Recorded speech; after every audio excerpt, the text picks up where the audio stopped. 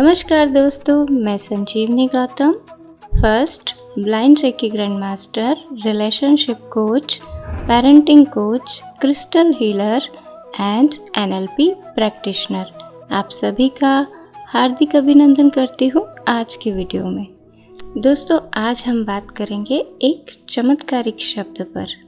दोस्तों, यदि आप इस शब्द को अपने जीवन में सम्मिलित कर लेते हैं और अपने जीवन में लगातार प्रेम से, भाव से इस शब्द का उपयोग करते हैं तो ये निश्चित आपके जीवन में चमत्कार करने लगता है। इस शब्द के लिए कहा जाता है कि जब यह शब्द हमारे जीवन में लगातार उपयोग में आता है तो ये हमारे भाग्य को भी परिवर्तित कर सकता है। आप सोच रहे होंगे, अरे वाह, ऐसा क्या शब्द है? तो वह शब्द है दोस्तों अहोभाव, ग्रैटिट्यूड, आभार, धन्यवाद भाव। जब हम हमारे जीवन में इस शब्द का लगातार उपयोग करते हैं तो यह हमारे जीवन में वह हमें देता है जो हमारे भाग्य में किसी भी रीज़न करके नहीं है। वह कैसे? आइए मैं आपको एक कहानी के माध्यम से समझाती हूँ। एक बार नारद जी श्री हरि से मिलने बैकुंठ जा रहे होते हैं। तो हमेशा तो वह आकाश मार्ग से जाते हैं, पर इस बार वो सोचते हैं कि क्यों ना मैं पृथ्वी मार्ग से होता हुआ जाऊं, और वह पृथ्वी मार्ग से रेगिस्तान की तरफ से जा रहे होते हैं। नारद जी रेगिस्तान में देखते हैं एक छोटे से पक्षी को जो रेगिस्तान की रेत से बहुत परेशान है। उसे वह रेत, गरम रेत, पीड़ा दे रही है। वह ठीक से चल भी नहीं पा रहा है। कभी एक पैर उठाता है, रुक जाता है, फिर दोनों पैर से थोड़ा चलता है, फिर दूसरा पैर उठाकर रुक जाता है। बहुत पीड़ा और परेशानी में है। नारद जी उस पक्षी के पास जाते हैं और उसे कहते हैं, प्यारे पक्षी, इस गरम रेत से बहुत पीड़ा हो रही है लगता है। मैं श्री हरि से मिलने जा रहा हूँ। क्या तुम्हारा कोई संदेश या तुम्हारी कोई समस्या उन्हें बतानी है जिसका समाधान तुम्हें चाहिए हो? पक्षी ऊपर चेहरा करके नारद जी को देखता है और कहता है, अच्छा, आप श्री हरि के पास जा रहे हैं?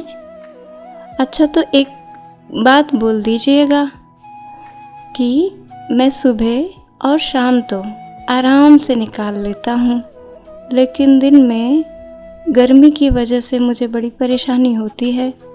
तो श्री हरि से कहना मेरे लिए वह एक छोटा सा पेड़ लगा दें ताकि मैं दिन भर उस पेड़ के नीचे बैठा रह सकूं और मेरी दोपहरी आराम से गुजर जाए। नारद जी कहते हैं, हाँ हाँ, मैं ज़रूर श्री हरि को तुम्हारी इस समस्या के बारे में बताऊंगा, और वहाँ से चले जाते हैं। श्री हरि के पास पहुँचते हैं, वंदन करते हैं और पक्षी का सारा हाल कह सुनाते हैं। श्री हरि मुस्कुराते हैं, आंखें बंद करते हैं और थोड़ी देर बाद आंखें खोलकर कहते हैं, क्या बात करते हो नारद? उस पक्षी के लिए पेड़? उस पक्षी के भाग्य में तो लेश मात्र भी छाया नहीं है और तुम पेड़ लगाने की बात करते हो।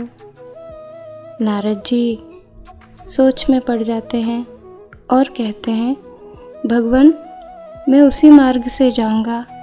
अब मुझे उस पक्षी को कुछ न कुछ तो कहना ही होगा, और मैं इतना निष्ठुर और कठोर तो हो नहीं सकता कि उसे सीधे जाकर आपका यही संदेश दे दूं। मैं उस पक्षी से क्या कह दूं जाकर? तो श्री हरि कहते हैं, अच्छा, तुम उस पक्षी से जाकर कहना कि श्री हरि ने कहा है जो तुम्हारे पास है उसके लिए तो धन्यवाद करो ही, लेकिन जो तुम्हारे पास नहीं है उसके लिए भी धन्यवाद करो। बहुत बहुत धन्यवाद करो, प्रेम से भाव से भरकर धन्यवाद करो। नारद जी सुनते हैं, प्रभु को वंदन करके पुनः लौट आते हैं। पक्षी दूर से ही नारद जी को देखता है और दौड़ता हुआ नारद जी के पास आ जाता है। आप होकर आए श्री हरि के पास, मेरा संदेश उनको दिया, क्या कहा श्री हरि ने? पूछता है नारद जी से। नारद जी कहते हैं, श्री हरि ने कहा है तुम्हारे पास जो है उसके लिए प्रेम से भाव से भरकर धन्यवाद करो, और जो तुम्हारे पास नहीं है उसके लिए भी प्रेम से भाव से भरकर धन्यवाद करो। ऐसा कहकर नारद जी चले जाते हैं। कुछ समय बीतता है, फिर नारद जी एक बार पुनः श्री हरि से मिलने के लिए पृथ्वी मार्ग से जा रहे होते हैं, तो वह उसी रेगिस्तान वाले मार्ग से गुजरते हैं और देखकर हैरान रह जाते हैं। वहाँ एक बहुत बड़ा वृक्ष होता है, बहुत घना, जिसकी शाखाओं पर वह पक्षी अटखेलियाँ कर रहा है, बहुत प्रसन्न है, मस्त है, खेल रहा है, कूद रहा है, दौड़ रहा है। नारद जी तो देखकर दंग रह जाते हैं और सीधे श्री हरि के पास पहुँचते हैं। जाकर कहते हैं, वंदन करके फिर बोलते हैं, प्रभु आपने मुझे झूठ क्यों बोला? श्री हरि मुस्कुराते हैं और कहते हैं, झूठ? कौन सा झूठ नारद? तो नारद जी कहते हैं, उस पक्षी को मैं स्वयं अपनी आंखों से देख कर आ रहा हूँ। बहुत घना वृक्ष है जिस पर वो खेल रहा है, प्रसन्न है, अटखेलियाँ कर रहा है। आपने मुझे क्यों कहा कि उस पक्षी के भाग्य में लेश मात्र भी छाया नहीं? मैं स्वयं उसको देख कर आ रहा हूँ, घना वृक्ष है। श्री हरि मुस्कुराते हैं और कहते हैं, नारद उस पक्षी ने जो उसके पास में नहीं है उसके लिए मुझे इतना धन्यवाद दिया, इतना धन्यवाद दिया, इतना धन्यवाद दिया कि मैं भी विवश हो गया उसे वह देने के लिए जो उसके भाग्य में नहीं था।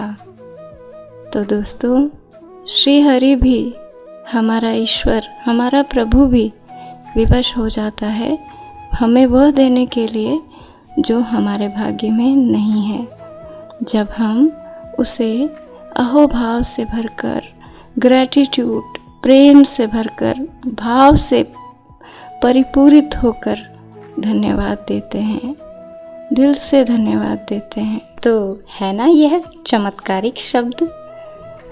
दोस्तों, मेरी बातें केवल सुनने के लिए नहीं है, मेरी बातें प्रैक्टिकल करके देखने के लिए है। मैंने खुद ने इस शब्द को जिया है अपने जीवन में। आज भी मैं इस शब्द को प्रयोग करती हूँ। आप भी कीजिए और देखिए इसके चमत्कार। देखिए ना दोस्तों, हम कितने कंजूस हो गए हैं। हम बिना किसी रीज़न करके किसी को धन्यवाद बोलते ही नहीं। हमें धन्यवाद बोलने के लिए भी रीज़न चाहिए। क्या हम बिना रीज़न के किसी को धन्यवाद नहीं बोल सकते? क्या हमें धन्यवाद बोलने के लिए भी कारण चाहिए? बोल कर तो देखिए ना दोस्तों, बोल कर देखिए। बिना कारण के धन्यवाद बोलिए, आपको वो मिलेगा जो आपने सोचा नहीं होगा।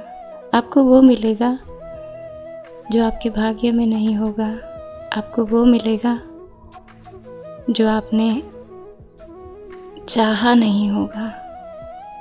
बोल कर तो देखिए ना दोस्तों।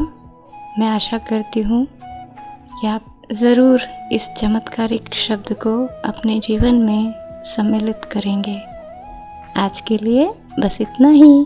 Thank you so much.